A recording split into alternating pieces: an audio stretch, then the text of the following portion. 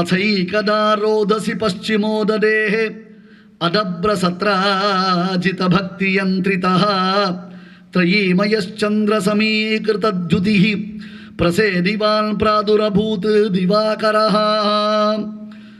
ருக்மிணி கல்யாணம் ஆச்சு. ருக்மிணி கல்யாணம் ஆன பிறகு மேற்கு சமுத்திரத்தின் கரையில், பশ্চিம சமுத்திரம், அதான் இப்போல்லாம் துவாரகையில் இருக்கலையே அரபிக்கடல், அங்கே சத்ராஜித்னு ஒரு அரசன் தான், பெரிய நல்ல தர்மிஷ்டனான அரசன். அவன் தினந்தோறும் சூரிய தேவனை உபாசிப்பான். டயம் மாறாமல் சந்தியாவந்தனம் பண்ணுவான். மறுபடி இதை சொல்கிறதுக்கு தாத்பரியம் என்ன? டைம் இல்லை. அந்த காலத்தில் அரசர்கள் சார், ஒரு குடைக்கீழ் பூமியை ஆண்டவர்கள், எவ்வளவு காரியம் இருந்திருக்கும், அவளுக்கு எவ்வளோ வழக்கு, எவ்வளோ வியாஜம் இருந்திருக்கும். ஆனால் அவர்கள் ராஜ்ய பரிபாலனம் பண்ணும் பொழுது தன்னுடைய அனுஷ்டானத்தை ஒரு நாள் பரித்தியாகம் பண்ணலை. எக்ஸ்கியூஸ் வாங்கவே வாங்காதீங்க, தயவு செஞ்சு உங்ககிட்ட பிரார்த்திக்கிறேன். இன்றைக்கி நமக்கு ஏற்பட்டிருக்கக்கூடிய இவ்வளவு அனர்த்தங்களுக்கு ஒரே காரணம், நாம் நம்முடைய கர்மாக்களை பரித்தியாகம் பண்ணதுக்கு தான். அதுக்கு எக்ஸ்கியூஸ் சொல்ல ஆரம்பித்தோம். லைஃப்பில் எல்லாத்துக்கும் ஒரு எக்ஸ்கியூஸ். இங்கே பாருங்கோ, ஒன்று நாம் பண்ணலை, ஒன்று நாம் பண்ணலைன்னா அதுக்கு நம்மக்கிட்ட 1000 சமாதானம் இருக்கு. ஒன்றை நாம் சரியாக செய்திருக்கிறோம்னா அதுக்கு ஒரே ஒரு சமாதானம் தான், நமக்கு அதில் இருக்கக்கூடிய ஸ்ரத்த. அவ்வளவுதான். அதுக்கு மேலே எக்ஸ்பிளைன் பண்ண வேண்டிய அவசியமே கிடையாது. ஸ்ரத்தையோடு உட்கார்ந்து இத்தனை பேர் இன்றைக்கி உபன்யாசம் கேட்க வந்திருக்கீங்கன்னு சொல்கிறதுனா இருக்கிறதுனால நான் உங்களுக்கு சொல்கிறேன். ஸ்ரத்தை இல்லாதவா எத்தனையோ பேர் அங்கே போயிட்டு இருக்கா, அவளுக்கு நான் சொல்ல போகிறேன். அதனால் புருஷாளுக்கு மட்டும்தான் நினச்சிக்காதீங்க, ஸ்திரீகளுக்கும் சொல்கிறேன். எங்கள் அழகேசிங்கர் சொல்லுவார், சந்தியானம் இல்லைன்னா காஃபி கொடுக்காதே, சந்தியானம் இல்லைன்னா சாப்பாடு போடாதே. ஐயோ சண்டை போடுவோமேனாரு. அப்புறம் நம்ம எப்போ பார்த்தாலும் வெள்ளக்கூடியாக பிறந்துட்டுருக்கு. சண்டை போட்டதே இல்லையா? இல்லை போடுறதே இல்லையா? போடுற சண்டையை தர்மத்துக்காக போடு, அதனால தான் அவளுக்கு தர்மபத்ரின்னு பேர், இல்லைன்னா தண்டபத்ரி தான். எல்லாரும் எதுக்கெல்லாமோ மூக்க சிந்தரா இருக்க. என்ன காஃபி சாப்பிடணுமா? சூப்பர் காஃபி கொடுக்குறேன், போய் சந்தியானத்தை பண்ணிட்டு வந்துருக்கோம். பசுமாட்டு மடியிலேருந்து பாலை கறந்து காஃபி கொடுக்குறேன், போய் சந்தியானத்தை பண்ணிட்டு வாங்க, காஃபி சாப்பிடுங்க வாண்டான்னு சொல்ல. அந்த அவர் பண்ண ஆரம்பிச்சிட்டாரு, நீங்களும் அழுத்துக்காமல் அவர் கேட்ட பொழுதுலாம் காஃபி கொடுத்துருக்கோம். போனால் போகிறது, பாவம் போயிடுச்சு போட்டோம். ஏதாவது ஒரு இடத்துல நம்ம காம்ப்ரமைஸ் பண்ணிக்கணும் இல்லையோ? சந்தியாவந்தனம் சொல்கிறது வாத்தியானிக்கம் சேர்த்து தான். ஒருத்தர் கேட்டார், கார்த்தால மிஸ் ஆகிடுது, சீக்கிரம் ஆஃபீஸ் போய்ட்றேன், சாயங்காலம் லேட்டாக ஆஃபீஸ்லேருந்து வரேன், ரெண்டும் மிஸ் ஆகிடுது. மாத்தியானிக்கத்துக்கு என்ன பண்ணுறதுன்னா பண்ணுறதை சேர்த்து பண்ணிட்டு வேண்டியது தான். விட்டாச்சுன்னு அப்புறம் இதை விட்டானே அதை விட்டானே, எதையும் கார்த்தால சூரிய உதயம் ஆகிடுத்துனா சந்தியாவந்தனம் பண்ணால் கையோட மாத்தியானிக்கம் பண்ணிடுது, ஒன்றும் பிரச்சனையே இல்லை. சூரிய உதயம் ஆகிடுத்துனா ஆஃபீஸ் தான் போகிறோம், எல்லோரும் ஆஃபீஸ் போகிறோம், எல்லாருக்கும் அந்த பிரச்சனை உண்டு. நம்ம தர்மத்தை காட்டில் ரிலாக்ஸ்டு தர்மம் கிடையவே கிடையாது. மற்ற மதங்கள்லாம் பார்க்கும் பொழுது நாம் எப்பேற்பட்ட சொர்க்கத்தில் இருக்கோன்றது தெரியும் நமக்கு. அவ்வளவு ரிலாக்ஸ் நம்ம பெரியவா கொடுத்துருக்கா. நம்ம ஒட்டு மொத்தமாக அவர் எல்டர் சார் ஃபுல்னு மூட்டை கட்டி தூக்கி போட்டு நாம தான் பெரிய கிதாபன்னு நினச்சிட்டு சுற்றிட்டு இருக்கோம். சத்ராஜித்து சூரிய தேவனை உபாசித்தான். அந்த சூரியனால தான் உலகத்திற்கு சமஸ்தமும் கிடைக்கிறது. இப்போ குளோபல் வார்மிங் அப்படின்னு என்னென்னமோ சொல்கிறோமே, நம்ம எல்லா சூரியனை நம்ம சரியாக உபாசிக்கலை. உடனே ஒரு கேள்வி கேட்போம் பெருமையாக, இங்கே தானா, வெளிநாட்டிலலாம் அவளுக்கெல்லாம் எப்படி இருக்குன்னு. நமக்கு இது கர்மபூமி. கர்மபூமியில் நமக்கு தர்மத்தின் வழி நடக்கிறதுக்கு பெரியவர்கள் சொல்லியிருக்கா. நான் இன்னொருத்தர் கேட்குற கேள்விக்கு பதில் சொல்லணும்னு அவசியம் இல்லை. எங்கள் முன்னோர்கள் எனக்கு சொல்லி வைச்சதை நான் செஞ்சுட்டு இருக்கும் பொழுது எனக்கு க்ஷேமம்தான் உண்டாயிருக்கு, அதனால் நான் அதை ஃபாலோ பண்ணுவேன். அவன் கேள்வி கேட்குறான், இவன் கேள்வி கேட்குறான், அவனுக்கு நான் பதில் சொல்லணும், இவனுக்கு நான் பதில் சொல்லணும், எனக்கு அவசியம் இல்லை, எனக்கு வேண்டாமே. கேள்வி கேட்குறவளுக்கு கன்வின்ஸ் ஆகன்றதான அர்த்தம் இல்லை. அவன் பெரிய புத்திசாலி, அதை நம்மக்கிட்ட எஸ்டாப்ளிஷ் பண்ணணும், அதுக்காக கேள்வி கேட்பான். இந்த கேள்விக்கு நான் பதில் சொல்ல வரைச்சா அவன்கிட்ட கான்சன்ட்ரேஷன் இருக்காது. அப்படின்வான், ஏன்னா அவனுக்கு பதில் தேவையில்லை. அவன் மைண்டில் ஒன்று செட் பண்ணி வச்சுட்டான். அப்பேற்பட்டவாள்கிட்ட போய் பேசி உங்கள் டயத்தை வேஸ்ட் பண்ணாதீங்க, எனர்ஜி வேஸ்ட் பண்ணாதீங்க. சத்ராஜித்து சூரிய தேவனை உபாசித்தான். சூரியன் அவனுக்கு ஒரு ரத்ன மாலையை பரிசளித்தான். செமந்தகமணின்னு பேர் அந்த ரத்ன மாலைக்கு. அது தினந்தோறும் 10 கிலோ தங்கம் வருமா. 10 கிலோன்னு ஒரு கணக்குக்கு சொல்கிறேன். என்ன ஆச்சு சுவாமி? தினந்தோறும். அது மட்டும் இல்லை, அந்த செமந்தகமணி எங்கே இருக்கோ அந்த இடத்துல சுபிக்ஷம் ஏற்படும், துர்பிக்ஷமே வராது. சுபிக்ஷம்னா வெறும் பயிர் பச்சை வளையிறது, தனதானிய சமிருத்தி மட்டும் இல்லை, மக்கள் மனதில் ஒரு அமைதி குடிகொள்ளும், மக்களுக்கு ஒரு சந்தோஷம் ஏற்படும். இந்த ஹைப்பர் ஆக்டிவ், அட்டென்ஷன் டெபிசிட்டு, அதுக்கப்புறம் டிப்ரெஷன், ஸ்ட்ரெஸ்ஸு, இப்போல்லாம் சுகர் சொல்லிக்கிறது இல்லை, ஐ எம் இன் ஸ்ட்ரெஸ், அது பெருமை. சுகர்லாம் அவுடேட்டட் இப்போல்லாம். I am in stress, I am in depression. என்னையா அப்படி என்ன பெருசாக நம்ம கேட்டுட்டோம்? டிப்ரெஷன் ஆக வேண்டியவாள் ஆகிறது இல்லை.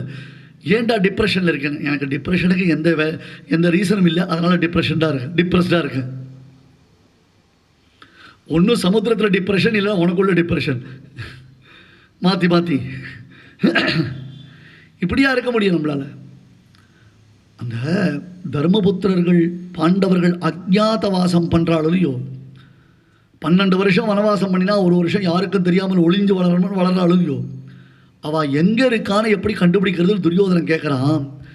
வாயை மூடிட்டு இருக்கலாமோ பீஷ்மர், இது என்ன பெரிய விஷயம், பாண்டவாள்லாம் எங்கே இருக்கான்னு ஈஸியாக கண்டுபிடிச்சிடலாம். எப்படி கண்டுபிடிப்பேன்? எந்த தேசத்தில் மக்கள் ஆரோக்கியத்தோடு சௌக்கியமாக எந்த கஷ்டமும் இல்லாமல் மனசில் சந்துஷ்டியோடு இருக்காளோ அந்த தேசத்தில் பாண்டவர்கள் வசிக்கிறான்னு அர்த்தம்ட்டார். அதுதான் பாண்டவர்களுடைய பெருமை. அதனால்தான் விராட்ட பருவம் வாசித்தால் தேசத்தில் துர்பிக்ஷம் நீங்கி சுபிக்ஷம் வரும்னு சொல்றதுக்கு தாற்பயம் என்ன? பரம பாகவதோத்தமர்களான பாண்டவர்களின் பெருமை அது. அதுபோல இந்த சமந்தகமணி எந்த இடத்துல இருக்கோ அங்க மக்கள் மனதில் ஒரு அமைதி குடிகொள்ளும், எல்லாருக்கும் தர்ம சிந்தனை அபிவிருத்தி ஆகும். அதை வச்சுருக்கிறவனுக்கு மட்டும் காசு பணம் கொட்டு அர்த்தம் இல்லை, எல்லாருக்குமே செல்வ செழிப்பு உண்டாகும். இது பார்த்தார் கிருஷ்ணன். ஒரு நாள் சத்ராஜித்தினிடத்தில் போய் கேட்டார், எங்கள் தாத்தா உக்ரசேன மகாராஜாவுக்கு இதை கிஃப்ட் கொடுக்கணும்னு ஆசையாக இருக்கு எனக்கு, அந்த செமந்தகமணியை கொடுக்குறியானா? சத்ராஜித் சொன்னால், சாரி நான் கொடுக்க முடியாதுன்ட்டான். இன்னொன்று, ஒரு தடவை கிருஷ்ணன் கேட்டுட்டான், எப்படியாவது கிருஷ்ணன் இதை கவர்ந்துன்னு போவான், அந்த கிருஷ்ணனை எதிர்த்து இதை காப்பாற்றுற வலிமை தன்னிடத்தில் இல்லைன்றதுனால தன்னுடைய தம்பி பிரசேனனுக்கு அவன்கிட்ட அந்த மாலையை கொடுத்துட்டான், நீ ஜாகிரதையாக வச்சுக்கோ. சத்ராஜித் தன்னுடைய தம்பி பிரசேனனுக்கு அதை கொடுத்துட்டான். ஒரு நாள் பிரசேனன் கழுத்தில் அந்த மாலையை போட்டுண்டு, நவரத்ன மாலை, விசேஷமான ரத்ன மாலையை போட்டுண்டு காட்டுக்கு வேட்டையாட போனான். அங்கே ஒரு சிங்கம் ஓங்கி அடித்தா 1.5 டன்னு அடித்தது, அங்கேயே செத்து போயிட்டான் பிரசேனன். அந்த சிங்கத்தை யாரும் பார்க்கல. சத்ராஜித்தனுடைய தம்பி பிரசேனன் எப்படி செத்து போனான்னு யாருக்கும் தெரியாது. ரத்ன மாலையை காணோம். வேட்டைக்கு போனானே அவனை காணமேன்னு எல்லாரும் தேடி வந்தா குற்று கொலையிருமா அங்கே செத்து கிடக்கிறான் அவன். சரி, அவன் போயிட்டானேன்றதுக்கோசரம் ரத்ன மாலையாவது எங்கேயாவது கிடைக்குமான்னு தேடி பார்க்குறான். ரத்ன மாலை கிடைக்கலன்னு இதை கிருஷ்ணன் தான் பண்ணியிருக்கணும்னு கிருஷ்ணன் பேரில் பழி போட்டுட்டான். ஏன்னா அவன் தான் ஆசைப்பட்டான், அவன் தான் இதை எப்படியாவது அபகரிக்கணும்னு காத்திருந்தான். அதனால் இதை அவன் அபகரித்திருப்பான் என்று அவன் பேரில் பழி போட்டான். இங்கே பாருங்கோ, ஃபேஸ்புக்லேயும் வாட்ஸ்அப்லேயும் வம்பளக்கிற வாழ்க்கெல்லாம் நம்ம பதில் சொல்ல முடியாது, சொல்ல வேண்டிய அவசியமும் கிடையாது, நமக்கு அது காலம் இல்லை. ஆனால் வெளியில் ஒரு லோகாபவாதம்னு ஒன்று ஏற்பட்டதுன்னா அந்த அபவாதத்தை நிவர்த்தித்து கொள்ள வேண்டிய சந்தர்ப்பம்னு ஒன்று உண்டு. அதை நாம் உபயோகப்படுத்திக்கணும். தனித்தனியாக யாருக்கும் பதில் சொல்ல வேண்டிய அவசியம் இல்லை. நான் இதை எடுக்கலை, எனக்கு சம்பந்தம் இல்லை, அது எங்கே தொலைஞ்சு போச்சோ நீங்கள் போய் தேடுங்கன்னா யாரும் நம்புறதா இல்லை. சிங்கம் அடித்து இவன் பிரசேனன் செத்து போனான்னு யாருக்கும் தெரியாது. கிருஷ்ணன் அவனை கொன்னுட்டான். தடயவியல் நிபுணர்கள் கூட கிருஷ்ணன் பேரில் பழி போட்டு போயிட்டான், ஃபேரன்சிக். ஏன்னா சிங்கம் அடிக்கிறதுக்கும் யசோதை இளஞ்சிங்கம் அடிக்கிறதுக்கும் வித்தியாசம் உண்டு இல்லையோ? இது நடந்தது. அப்ப கிருஷ்ணன் தன் பேரில் ஏற்பட்ட பழியை தீர்த்து கொள்வதற்காக, நிவர்த்தித்துக் கொள்வதற்காக ரத்னமாலையை தேடி புறப்படுகிறார். ஆடு முழுக்க தேடுறார். அந்த சிங்கம் போன காலடி தடத்தை தேடி போறார். கொஞ்சம் தூரம் போனோடனே அந்த சிங்கம் அது இறந்து கிடைக்கிறது, அதுவும் போயிடுத்து. அப்புறம் இன்னும் கொஞ்சம் தூரம் போனார். ஒரு பெரிய குகை தெரிகிறது. அந்த குகைக்குள்ளே இதுவரையில் யாரும் போனதே கிடையாது, யாரும் பார்த்தது கூட இல்லை. அப்படி ஒரு குகை இருக்குன்னு கூட யாருக்கும் தெரியாது. என்னதான் பார்க்கலாமேன்னு அந்த குகைக்குள்ளே போகிறார். போனால் அங்கே ஒரு பெண்மணி ஒரு குழந்தைய தொட்டில் தூளில் ஆட்டி அந்த குழந்தைக்கு லல்லபி பாடுறா. சிம்ஹ பிரசேனமவதீத் சிம்ஹோ ஜாம்பவதாஹதா சுகுமாரகமாரோதீஹி தவஹ்யேஷஸ்யமந்தகா. இந்த 4ஆம் பிறையை பார்த்தா பழி வரும் பாபம் வரும்ன்றாலும் இல்லையோ, பார்க்காமலேயே வருது. அது பார்க்காமலே வருது. நம்மை அறியாமல் நம்மீது பழியோ பாபமோ சுமத்தப்பட்டது என்றால் அதை எப்படி போக்கிக் கொள்ள வேண்டும்னா அந்த சமயத்தில் சொல்ல வேண்டிய ஸ்லோகம் இது. இது பெரியோர்கள்லாம் உபதேசம் பண்ணுவாங்க அந்த காலத்தில். சிம்ஹ பிரசேனமவதீது, சிம்மம் பிரசேனனை கொன்றது. சிம்ஹ பிரசேனமவதீது சிம்ஹோ ஜாம்பவதா ஹதா, அந்த சிம்மம் ஜாம்பவானாலே கொல்லப்பட்டது. அப்போ பிரசேனனை சிங்கம் கொண்டது. அந்த சிங்கத்தை ஜாம்பவான்ற கரடி அவர் கொன்றவர் சிங்கம் வாயில் கவியிருந்த ரத்னமாலையை கொண்டு வந்து தொட்டில்ல இருக்கிற தன்னுடைய குழந்தைக்கு கிஃப்டா கொடுத்துட்டார். சுகுமாரக மாரோதீஹி, குழந்தையே அழாத, குழந்தையே அழாத, தவஹ்யேஷஸ்யமந்தகா. அந்த குழந்தை எப்போ பார்த்தாலும் அந்த மாலையை போட்டுக்குமா. இந்த குழந்தை சில குழந்தை டெடி பேரையே வச்சுட்டு இருக்கும் பாருங்க. அந்த மாதிரி அந்த குழந்தைக்கு அந்த மாலை எங்கேயோ எடுத்து வச்சுட்டான். அழ ஆரம்பிச்சுடுத்தது.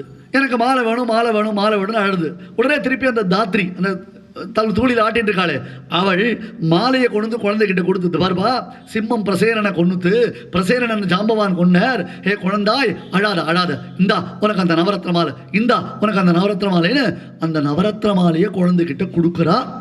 உள்ள வரார் கிருஷ்ணன் பார்க்கிறார். அது ஜாம்பவானுடைய குகை. அது ஜாம்பவானுடைய குகை. திடீர்னு ஒருத்தன் உள்ள வந்துட்டான். உடனே அவன் பயந்து போயிட்டான். அனல்பதேஜோ நிதிம பிரமாத்யதாம். சத்ராஜித்து சூரியன் கழுத்தில் இருந்ததான அந்த மணியை அவன் ஆசைப்பட்டான். அதற்கு தியுமணியான சூரியன் அவனுக்கு கொடுத்துட்டான். அதை தன்னுடைய தம்பியினிடத்தில் கொடுத்திருந்தான். அவன் சிங்கத்தினால கொல்லப்பட்டான். இப்படி கதை போயிட்டே இருக்கு. எப்படி இருக்குன்னு யதேகமேகேன சலப்தமே கதா ரசேன ரத்ராமிஷமர்த்தகாங்க்ஷிணா பபூவ தத் பந்து விரோதமாததத் கிரமாத் பஹூனாம் வினிபாத காரணோ. மக்களுக்கு கிருஷ்ணன் பேரில் பழி போடுறது சுலபமாக போயிடுது. ஏன்னா அடிக்கடி திருடுவான் சார்னர். அவன் எதை திருடுவான்? உள்ளத்தை திருடுவானே தவிர்த்து ஒருத்தருடைய சொத்தை திருட மாட்டான். தயிர் வெண்ணையும் அவன் திருடினான்னு சொன்னால் தயிர் வெண்ணையை திருடினதை உலகமே ரசிச்சது. உலகம் ஒரு நாள் கிருஷ்ணன் திருடனா யோசிச்சுது. என்ன ஆயிடுதோ பெருமாளுக்கு உடம்பு சரியில்லையா, ஏன் வரலன்னு யோசிப்பான். பழியும் பாபமும் தனக்கு நீங்குவதற்காக பிரசேனனுடைய கொலைக்கு காரணம் என்னது என்பதை அறிவதற்காக கிருஷ்ணன் வந்தான். வந்த உடனே அனன்யயந்திரஸ்ய அனன்ய தந்திரஸ்ய பிது பிதாமஹ சுதஸ்ய சாரப்தமவேக்ஷ சம்யுகம். எனக்கு அதை கொடுங்க, அந்த ரத்னம் தான் எனக்கு வேணும், அதை தேடி தான் நான் வந்திருக்கேன். கிருஷ்ணன் அந்த தாத்திரியை கேட்டான். ஐயோ யாரோ ஒருத்தன் உள்ளே வந்துட்டான், குகைக்குள்ளே வந்துட்டான், ரத்னமாலையை கேட்குறான், குழந்தைய தூக்கிட்டு போகிறான், குழந்தைய கிட்னாப் பண்ண வந்துட்டான் அப்படின்னு அவன் கத்திட்டு போகிறான். என் குழந்தைய கிட்னாப் பண்ணுறதுக்காக வந்தான். இதுதான் காசிப் வதந்தி. சம்மந்தமே இல்லாமல் கத்துறா பாருங்க. குழந்தைய தூக்கிட்டு போக வந்தோடனே உள்ளேருந்து வெளில வர ஜாம்பவான். வயசானவர், ஆனால் வயசானாலும் வீரியம் குறையல அப்படின்றாலும் இல்லையோ அந்த மாதிரி வர்றவர். யாரா அதுன்னு பார்த்தா கிருஷ்ணன் எதிரடிக்கலாம். கிருஷ்ணன் அவருக்கு தெரியாது. அவர் சிறந்த ராமபக்தர். எப்பொழுதும் சதா சர்வகாலமும் ராம தியானம் பண்ணிட்டு இருக்கிறவர். ஜாம்பவான் பிரம்மாவுடைய புத்திரர். இங்க விசேஷம் பாருங்க. ஜாம்பவான் பிரம்மாவுடைய புத்திரர். பிரம்மா கிருஷ்ணனுடைய பிள்ளை. இப்ப தாத்தாக்கும் பேரனுக்குமே இப்பதான் முதல்ல அறிமுகமாகுது. காலமும் அப்படிதான் எடுத்து. Hi old man, I think that I am your grandson அப்படின்னு பசங்கள்லாம் இந்த அரட்ராயர்லாம் கை விட்டுன்னு போய் சேர்ந்து. இந்த பையனை கேட்குறாரு ஒருத்தர், ஏடா இந்த அரட்ராயர் போட்டு ஒரு பையன் ஊரெல்லாம் சுற்றிட்டு இருப்பானே, உன் பையன் வாண்டு சுப்பி, அவன் இப்போ என்ன பண்ணுறான்? அமெரிக்காவில் இருக்கான். அப்படியா? அமெரிக்காவில் என்ன பண்ணுறான்? அங்கேயும் அரட்டாயிரம் தான் போட்டுருக்கான். அவன் 3 வயசு 4 வயசுக்கு என்ன போட்டுட்டானோ அதையெல்லாம் இப்பயும் போட்டுட்டு சுற்றிட்டு இருக்கான்றான். இப்போ ஃபேஷனாக போயிடுது. அனன்யதந்திரஸ்ய பிதுः பிதாமஹः சுதஸ்ய சாரப்தமவேக்ஷ சம்யுகம் சமீஹிதோ தர்க்கமிதம் துவயோரிதி பிரபுத்தியமானோ ந நிரோதமாததே. தன் பிதாவான பெருமாளுக்கும் தன் புத்திரனான ஜாம்பவானுக்கும் இப்படி ஒரு யுத்தம் நடக்கப் போகிறது. இந்த யுத்தத்தை விலக்கலாமோ இல்லையோன்னர்? விலக்கல. பிரம்மா இந்த யுத்தத்தை வெடிக்க பார்த்துட்டார். ஏன்? இதற்கு பிறகு பல அபூர்வ நல்ல நிகழ்வுகள் நடக்க இருக்கின்றன. அதை என்ஜாய் பண்ணணும், இந்த உலகம் அதை பார்த்து ரசிக்கணுன்றதுக்காகவே பிரம்மா யுத்தத்தை தட. சுவாமி, இவர் யார் தெரியுமா? உங்கள் பிள்ளை தான், என் பிள்ளை தான் இவன், நான் உங்கள் பிள்ளை தானே, நம்ம பேரன் தான் சொல்லி விட்டுருலாமே, பெருமாளுக்கு ஜாமவானுக்கு இன்ட்ரடியூஸ் பண்ணி விட்டுருக்கலாமே. இல்லை, சண்டை போட்டுட்டோம், ரசிக்கலாம் அப்படின்னு அவர் அந்த யுத்தத்தை ரசிக்க ஆரம்பிச்சுட்டார்.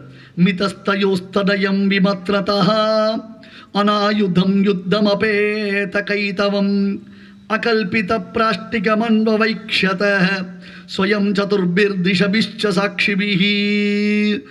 தூளி கூட ஒருத்தருக்கு சளைத்தவாள் இல்லை. ஜாம்பவான் சாமானியப்பட்டவர் இல்லை, நல்ல யோத வீரர். கையில் பெரிய கதை எடுத்துன்னு சண்டை போடுறான். ஒருத்தருக்கு முஷ்டா முஷ்டி, கேஷா கேஷி, பாகா பாகின்னு 2 பேரும் கும்மாங்குத்து. புஜபலத்தில் தட்டி தட்டி தோல் தட்டி ஆர்ப்பரிக்கிறான். கையால் உதைக்கிறா, காலால் தகைக்கிறா, உருள்றா, பெறல்றா. அந்த போர் எப்படின்னார்? உலகத்தில் யாருக்குமே அப்படி ஒரு யுத்தம் நடக்கிறது தெரியல. குகைக்குள்ள நடக்கக்கூடிய யுத்தம் வெளியில தெரியாது. யாரவர்கள்லாம் வெளியில காத்துட்டு இருக்கா. அது ஒன்று அழகா சொன்னார். இந்த யாரவர்கள்லாம் வெளில வெயிட் பண்ணினான். இந்த சுக்ரீவன் வாலிகோசரம் வெயிட் பண்ணினான் இல்லையோ, அந்த மாதிரி வெயிட் பண்ணா உள்ளே போன கிருஷ்ணன் வெளில வரல. நாள் கணக்காக யுத்தம் நடந்து கொண்டிருக்கிறது. அவன் பார்த்தா, ஓஹோ, உள்ளே போன கிருஷ்ணன் வெளில வரல, உள்ளே ஏனோ ஆயிட்டான் போல இருக்கு. சரிட்டு அவருக்கு கைங்கரியம் பண்ண ஆரம்பிச்சிட்டான். ஏன்னா அறிவொன்றுமில்லாத ஆய்குலத்து ஒரு 4 பேர் உள்ளே வந்து பார்க்கலாமே, அட என்னதான் நடக்கிறது, உள்ளே போய் பார்க்கலாம்னு பார்க்கலாமே, பார்க்கல. 14 சாட்சிகள் தான் இருந்தா. உலகத்திற்கே தெரியாது இந்த யுத்தம் அப்படின்னு.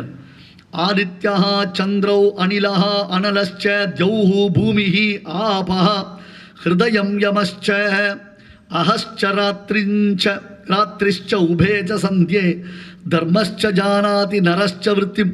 நாம் எந்த ஒரு காரியம் பண்ணினாலும் 14 சாட்சிகள் நம்மளை சுற்றி இருக்கு. 14 சிசிடிவி வச்சுருக்கான், ஒர்க் பண்ணுற சிசிடிவி. 14 சாட்சிகள் நம்மளை சுற்றி இருக்கு. நாம் யாருக்கும் தெரியாமல் காரியம் பண்ண முடியாதுன்னு சொல்லவே முடியாது. நான் யாருக்கும் தெரியாமல் பண்ண சான்ஸே இல்லை. இத்தனை சாட்சிகள் இருக்கு. அது மட்டும்தான் அந்த யுத்தத்துக்கு சாட்சி. பிரம்மா பார்த்துட்டு இருக்கு. அரிஷ்டசானூர முகேஸ்வலக்ஷிதம். இப்படி ஜாம்பவானிடத்துல கும்மாங்குத்து குத்தி சண்டை போடுவதற்காகத்தான் முஷ்டிகன் சானூரன் கூட நெட் பிராக்டிஸ் பண்ணினானோ கிருஷ்ணன் நிர்தேசிகன். மதுரால கம்ச சபையில் முஷ்டிகன் சானூரன் 2 மாமிசமலையை எதிர்த்து சண்டை போட்டனாலே ராமகிருஷ்ணர்கள் அதை குத்தி என்ன பிராக்டிஸ் பண்ணணும். இப்போ ஜாம்பவானோட சண்டை போடுறதுக்கு அது நெட் பிராக்டிஸ். அது அரிஷ்ட சானூர முகேஸ்வலக்ஷிதம் பிரதர்ஷயன் ரிக்ஷபதேஹே பராக்கிரமம். அவள சோப்பலாங்கி கிருஷ்ணன் பலராமனுடைய பலத்தை பார்த்த பொழுது அவள சோப்பலாங்கி. ஒரிஜினல் பலம்னா ஜாம்பவானுடைய பலம் தான் பலம். சிரம் ததோ யுத்தம் அச்சிந்த்ய சேஷ்டிதः மனஸ்வினஸ்தஸ்ய மதுப்பிரபஞ்சனः. மனஸ்வினஸ்தஸ்ய மதுப்பிரபஞ்சனः. மதுசூதனன், மது என்னும் அசுரனை அழித்தவன், மாயனை, மண்ணு வடமுதுரை மைந்தன். இப்படி இருக்கக்கூடிய கிருஷ்ணன் ஜாம்பவானுக்கு இடமளித்து ஜாம்பவானுடைய பராக்கிரமத்தை தான் பார்த்து ரசிப்பதற்காகவே அந்த போரை தாமதப்படுத்தி கொண்டு வந்தான். என்ன பெரிய கஷ்டம் சார். ஒரே குத்தினா ஜாம்பவான் கீழ் விழுந்துட மாட்டானா? கிருஷ்ணன் டிஃபென்சிவாக தான் இருந்தானே தவிர்த்து ஜாம்பவானை அஃபென்சிவாக அடிக்கலை. அவன் குத்துறதை தடுத்தினான். பரம பாகவரோத்தவர்கள் அவனை போட்டு நசுக்கினா அவனுக்கு ரொம்ப பிடிக்குமா. பெருமாளுக்கு எத்தனையோ திருநாமங்கள் உண்டு. அதில் ஒரு அற்புதமான திருநாமம் பக்த உபமர்தன சகன் அப்படின்னு பேர் அவனுக்கு. பக்கத்தில் தான் ஒரு ஊர், நடுநாட்டு திருப்பதி, தென்பெண்ணை ஆற்றின் கரையில் இருக்கக்கூடிய அழகிய திவ்யதேசம் திருக்கோவிலூர் அப்படின்னு ஒரு திவ்யதேசம். இந்த விழுப்புரம் டிஸ்ட்ரிக்ட், விழுப்புரம், திருவண்ணாமலை, திண்டிவனம் அந்த பெல்ட்டில் பார்த்தோம்னா திருக்கோவிலூர் ஒரு திவ்யதேசம். நடுநாட்டு திருப்பதிகள் 2, சோழ திவ்யதேசம், பாண்டிய திவ்யதேசம், சேர திவ்யதேசம், தொண்டை திவ்யதேசம். இது எல்லாத்துக்கும் நடுவில் அது இருக்குது. இங்கேருந்து சோழ நாடு, பாண்டிய நாடு போனோம்னா இதை தாண்டி தான் போகணும். அங்கேருந்து தொண்டை நாட்டுக்கு வரணும்னா இந்த பக்கம் தான் வரணும். ஒன்று திருவகீந்திரபுரம் என்பதாக சுவாமி தேசிகன் உகந்தருளின திவ்யதேசம், மற்றொன்று இங்கே இருக்கக்கூடிய தேகலீச பெருமாள். அந்த க்ஷேத்திரத்துக்கு ஒரு பெருமை உண்டு. முதலில் திவ்ய பிரபந்த பாசுரம் அவதரித்த திவ்ய தேசம் அதுதான். ஃபர்ஸ்ட் பல்லாண்டு முதல் பிரபந்தம் இல்லை, பல்லாண்டு முதல் பிரபந்தம் இல்லை. வையம் தகழியாய் வார்கடலே நெய்யாக என்று முதல் திருவந்தாரி பொய்கையாழ்வார் பாடினார். அப்புறம் 2வது திருவந்தாரி பூரத்தாழ்வார் பாடினார். அப்புறம் 3வது திருவந்தாரி பேயாழ்வார் பாடினார். நம்ம ஊர்காரர். பேயாழ்வார் பிறந்த இடம் தெரியுமா? இதெல்லாம் தெரியவே தெரியாது நமக்கு. பெரியாழ்வார் பிறந்த இடம் மயிலாப்பூரில் இருக்கக்கூடிய ஒரு அழகிய கேணி, ஒரு கிணறு. அது மோட்டர் போட்டாச்சு, போர் போட்டாச்சு, அதை சுற்றி என்னென்னமோ வச்சாச்சு. அது பேயாழ்வாருடைய அவதார ஸ்தலம்னே தெரியாது. என்னென்னமோ கட்டி வச்சிருக்கான், என்னென்னமோ பார்த்துட்டு இருக்கோம். நம்ம கடைசியில் இதெல்லாம் கை விட்டுட்டோம் சுவாமி. அந்த இடத்துல பெருமாள் 3 ஆழ்வார்களுக்கு நடுவில் 4வதாக வந்து உட்கார்ந்தார். ஒரு நாள் ராத்திரி நல்லா மழை பெய்கிற சமயம் அது. தப்போவனங்க ஆசிரமங்கள் தான் இருக்கும், ஓட்டு வீடு தான் இருக்கும், பெரிய பெரிய வீடு, மாட மாளிகைகள், கூட கொடுப்பவர்கள். இப்போ இருக்க அப்பார்ட்மெண்ட்ஸ்லாம் நீங்கள் யோசிக்காதீங்க. 50 வருஷத்துக்குடைய அக்ரஹாரங்கள்லாம் இருந்தது, இப்போல்லாம் அக்கிரமஹாரமாக மாறிடுது. அந்த இடத்த அந்த ஸ்ட்ரக்சரை மைண்டில் வச்சுக்கோங்க. ரேழின்னு பேர் வாசல்ல. இப்போ எனக்கு என்னமோ பேராச்சு, அதுக்கு என்ன பேர், பார்க்கிங் ஏரியா இல்லையா? அந்த மாதிரி ஓடிஎஸ்ஸா ஓபிஎஸ்ஸா அதுக்கு ஏதோ பேர் சொல்கிறாங்க. அந்த மாதிரிலாம் ஒரு பேர் வச்சுருக்கான், ரேழின்னு பேர், இடைக்கேழின்னு அப்படி சொல்லுவோம். ஒரு ராத்திரியில் நல்ல மழை பெய்யறது. ஒருத்தர் வந்து டொக்கு டொக்குன்னு கதவை திறந்தார். அது ஒரு மகரிஷியுடைய ஆசிரமம் தான் அது. யார் சுவாமினார், இந்த மாதிரி பெருமாளை சேவிக்க வந்த, மழை பெய்யறது ராத்திரி, இந்த இடத்துல கொஞ்சம் தங்கிக்கிறேன்னு. தாராளமாக தங்கிக்கும், இங்கே ஒருத்தர் நன்னா சௌக்கியமாக படுத்துக்கலாம்னா அந்த இடம் காமிச்சேன். 10 நிமிஷம் கழிச்சு இன்னொருத்தர் டொக்கு டொக்குன்னு வந்தார். ஏன்னா ஒதுங்கிறதுக்கு இடமே இல்லை சுவாமினார். ஐயோ 2 பேர் வந்தால் படுத்துக்க முடியாது, 2 பேர் வேணால் உட்காந்துக்கலாம். 2 பேர் அவ்வளோதான் இடம், அது அவ்வளோ சின்ன இடம் அது. அந்த இடம் போர்ட்டிகோ. இன்னும் 10 நிமிஷம் கழிச்சு இன்னொருத்தர் வந்தார், டொக்கு டொக்குன்னு கருவை தட்டினார். என்ன சுவாமினார், இல்லை 3 பேரா, 3 பேர் உட்கார கூட முடியாது, நிற்க தான் முடியும். ஒருத்தர் இருந்தால் படுத்துக்கலாம், 2 பேர் இருந்தால் நிற்கலாம், 2 பேர் இருந்தால் உட்காரலாம், 3 பேர் இருந்தால் நிற்கலாம், 3 பேர் நிற்கலாம். இருட்டு, சரியான இருட்டு. என்ன வெளிச்சம் உண்டா, பல்பு உண்டா, ஃபோக்கஸ் லைட் உண்டா, என்ன இருக்கும்? டப டப டபன்னு இடி இடிக்கிறது, பிரமாதமாக மழை பெஞ்சுட்டு இருக்கு. அந்த 3 பேர் இருக்காள நடுவில் ஏதோ ஒரு கசன்றது. 3 பேர் இடிச்சுக்காம ஒருத்தருக்கு ஒருத்தர் கரெக்டாக இருந்துட்டு இருக்கா, டீசெண்டா. ஆனால் எக்ஸ்ட்ராவாக யாரோ ஒருத்தர் இருக்கார் உள்ள. அவர் எல்லாரையும் ஒராயிறார். இப்படி இடிக்கிறார், அப்படி இருக்கிறார், இப்படி தள்ளுறார், அப்படி தள்ளுறார். எப்படி இருக்கும்? அன்ரிசர்வ்டு கம்பார்ட்மெண்ட்டில் உட்காந்துருக்க மாதிரி இருக்கு. என்னமோ தடுக்கிறது, யாரோ தடுக்கிறா. யார் அது? வெளிச்சம் இல்லையே சுவாமி, டார்ச் லைட்டு கொண்டு வரோம், எமர்ஜென்சி லைட்டை போடும் அப்படின்னு யூபிஎஸ் போடு நான் சொல்ல முடியும். அப்பொழுதே வையம் தகழியாய் வார்கடலே நெய்யாகன்னு விளக்கு ஏற்றினார். இன்னொருத்தர் அன்பே தகழியாய் ஆர்வமே நெய்யாகன்னு அடுத்த ஆழ்வார் விளக்கு ஏற்றினார். 3வது ஆழ்வார் இந்த வழக்கு ஏற்றின உடனே திருக்கண்டேன் பொன்மேனி கண்டேன், திகழும் மறுக்கள் அணிநிறமும் கண்டேன், செருக்கிடரும் பொன்னாழி கண்டேன், புரிசங்கம் கை கண்டேன், என் ஆழி வண்ணன் பால்கின்றுன்னு பெருமாளை சேவிச்சார். அங்க யார் இருந்தா? 4வது சாக்ஷாத் தேகலீசன். பேரே சூப்பர் பேர் தெரியுமா இல்லையா? தேகலீசன் என்ன அர்த்தம்? பான் அட்டு போர்ட்டிகோன்னு அர்த்தம். ஆமா, தேகலினா இடைக்கழி, ரேழின்னு சொல்லுவா. அந்த இடைக்கழியில் வந்து பிறந்த என் ஈசன். இன்னொரு பேர் வச்சார் சுவாமி தேசிகன், பக்த உபமர்த சகன் அப்படின்னு பேரு. பக்தர்கள் தன்னை போட்டு நெசுக்கினாள்னா அதை என்ஜாய் பண்ணுபவன், அதை ரசிப்பேன். ஸ்ரீரங்க வைகுண்ட ஏகாதசிக்கு போயிட்டு ஒரு ஜிப்பு வச்ச பேக் ஒன்று அப்பைன்னு மாட்டிகிட்டு இருப்பார். பக்கத்தில் இருக்கிற ஒரு பூனல் அதில் தான் மாட்டிக்கும். அவர் ஒரு இழுப்பார், இவர் ஒரு இழுப்பார். இவருடைய தானே புடவை அதில் போய் மாட்டிக்கும். இருங்க மாமி, நான் தான் தள்ளாதீங்களே, இந்த எப்படி தள்ளுறீங்களே அப்படின்னு ஒருத்தருக்கு ஒருத்தர் இடிச்சுப்பா. ஷிடு ஷிடு கடுக்கடுவேர்கள். ஏன் தள்ளுறேன், நானும் சேவிக்க வந்தேன், நீங்களும் சேவிக்கோ. ஏன்னா பெருமாள் அப்படி தான் ரசித்தான். கடுக்கடு சிடு சிடு இந்த பெருமாளை சேவிக்கிச்சே சண்டை போடக்கூடாது. நம்ம என்ன டிக்கெட் வாங்கி சினிமா பார்க்குறதுக்கு வந்திருக்கோம், பெருமாளை சேவிக்க வந்திருக்கோம். ஜிப்பில் மாட்டின்ட்டா என்ன பூனல், ஜாகிரதையாக வச்சுக்க வேண்டியது தான், இல்லாத கைட்டி கொடுத்துட்டு வந்துட வேண்டியது தான்.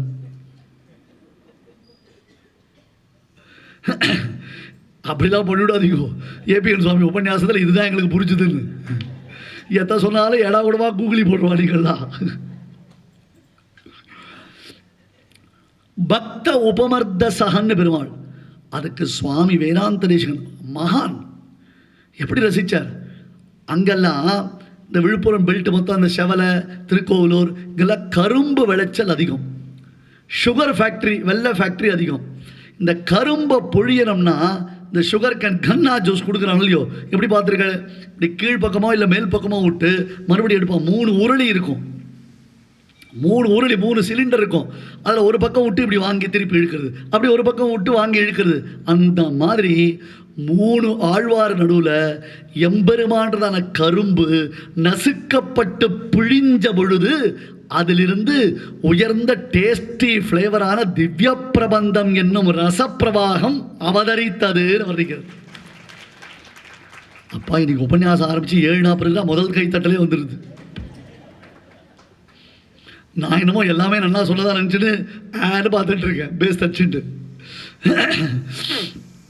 முடிகிற ஜோஷ் போல இருக்கு. அப்பா இன்னையோட இந்த பிராமணனுடைய தொல்லை நமக்கு இல்லை. இப்படி மகான்கள் பாகவரோத்தமர்கள் தங்களை நசிக்கிறான். அங்கானாம் அங்கானாம் அந்தரே மாதவோ மாதவம் மாதவம் சாந்தரே நாங்கனாம். 2 கோபிகளுக்கு நடுவில் ஒரு கிருஷ்ணன், 2 கிருஷ்ணனுக்கு நடுவில் ஒரு கோபின்னு ஒருத்தருக்கு ஒருத்தர் நடுவில் இருந்து நசுங்கி நசுங்கி ரசிப்பானோ இல்லையோ, அந்த மாதிரி இப்போ ஜாம்பவான் அவரை நசுக்கச்சே, அவரை குத்தச்சே, அவரை உதைக்கச்சே என்ஜாய் பண்ணுறான் பெருமாள். அவரை அடிக்க விட்டுட்டு அந்த அவர் அடிக்கும் பொழுது அதை தடுத்து தடுத்து பெருமாள் ரசிச்சுட்டு இருக்கான். அசேஷ யஜ்ஞாக்ரஹரம் சமாகதம் ஜிகீஷயானுவ்ரதயா சதீக்ஷிதா அதோஷயத் சம்யுக சப்ததந்துனா விபாவ்ய ரித்விக் விதினா புஜாதிபிஹி. யஜ்ஞங்கள் எங்க நடந்தாலும் அந்த யஜ்ஞத்தில் ஆராதிக்கப்படுபவன் யாரு? இவன் தான் போக்தாரம் யஜ்ஞ தபசாம். அகம் ஹி சர்வ யஜ்ஞானாம் போக்தாச்ச பிரபுரேவச்ச. அன்னைக்கு பார்த்தோமே, திரிவேதி மத்திய தீப்தாய திரிதாம்னே பஞ்சஹேதவே வரதாய நமஸ்துபியம் பாஹ்யாந்தர ஹவிர்புஜேன்னு அன்னைக்கு ஸ்லோகத்தில் விசேஷார்த்தங்கள் பார்த்தோம் இல்லையா.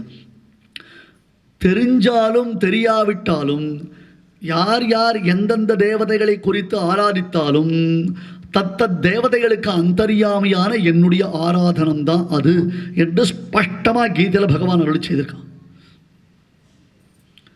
ஏ யஜந்தி பித்ரூன் தேவான் பிராமணான் சகுதாசனான் சர்வபூதாந்தராத்மானம் விஷ்ணுமேவ யஜந்திதே. சர்வபூதங்களுக்கும் அந்தராத்மாவான எண்ணத்தை அவர்கள் ஆராதிக்கிறார்கள். அப்போ தெரிந்து ஆராதித்தாலும் தெரியாமல் ஆராதித்தாலும் ஆராதிக்கப்படுபவன் அவன்தான். யஜ்ஞோ வை விஷ்ணு விஷ்ணுர்வை யஜ்ஞா. யஜ்ஞம்னாலேயே விஷ்ணு, விஷ்ணுனாலே யஜ்ஞம். இப்போ ஜாம்பவானோட யுத்தம் என்னும் யஜ்ஞத்தில் பெருமாள் கலந்திருக்கிறான். ஜாம்பவான் கிருஷ்ணனோட சண்டை போடுறதுன்னு யஜ்ஞத்தை பண்றான்.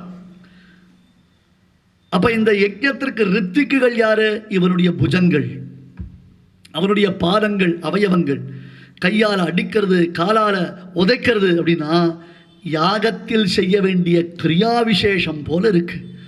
பக்தன் தன்னை உதைத்தால் கூட பெருமாள் அதை ரசிக்கிறான், அதை ரசிக்கிறான். பக்தன் அந்த பக்தி பாவத்தில் அந்த காரியத்தை பண்றான். கொஞ்சம் கொஞ்சமா என்னதான் சக்தி இருந்தும் கரடியரசனுக்கு பலகீனத்துவம் ஏற்படுறது. அவரால் தொடர்ந்து யுத்தம் பண்ண முடியல. அஹீயத பிரத்யஹமிருக்ஷபூபதி ஸ்வலீலயா கம்சரிபு சமைதத தமஃ பிரகாஷா விவதௌ தினாகமே பபூவது சையதி பூர்வ பশ্চিமோ. நாளுக்கு நாள் இவன் க்ஷீணமாயின்னு இருக்கான் ஜாம்பவான்.